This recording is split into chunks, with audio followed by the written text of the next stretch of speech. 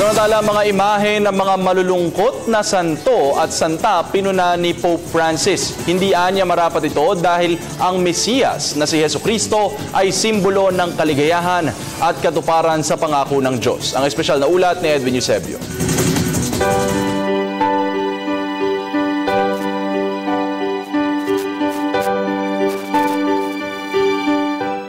Ang kaligayahan ng mga Kristiyano ay likas sa pagiging malapit kay Kristo. Kung magkagayon, ayon kay Pope Francis, salungat rito ang imahe ng mga santo at santa na naglalarawan ng paghihinagpis at kalungkutan.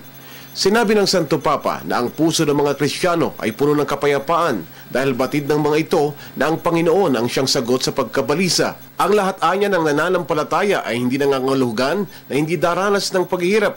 Sa halip, ang paniniwala ay nangangahulugan ng pagkakaroon ng lakas para harapin ang pagsubok dahil batid na hindi tayo nag-iisa at ang kapayapaan na ito ang ibinigay ng Diyos sa kanyang mga anak.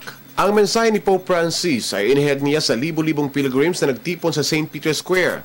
Marami sa kanila ang may dalang estatwa ng sanggol na Jesus na binasbasan ni Pope Francis kaugnay ng tradisyonal na Bambinella Blessings na nagaganap bawat taon sa tinatawag na Gaudete Sunday. Sinabi ng Papa na ang puso ng tao ay nagnanais ng ligaya. Gayunman, ang kaligayahan na ito na itinatawag para sa mga Kristiyano ay ang mamuhay at maging saksi sa katotohanan ng Diyos sa buhay ng tao.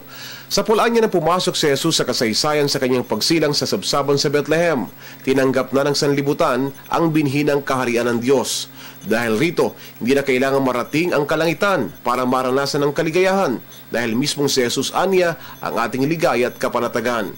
Lahat, ani Pope Francis ng mga binyagang Kristiyano ay tinatawag na tanggapin ang presensya ng Diyos at patuloy na damahin ang kanyang misteryo. Tinapos ni Pope Francis ang kanyang mensahe sa paalala sa lahat na ipanalangin siya at binasbasa ng lahat na makamit natin ang dakilang kaligayahan. Para sa Telebisyon ng Bayan, Edwin Eusebio.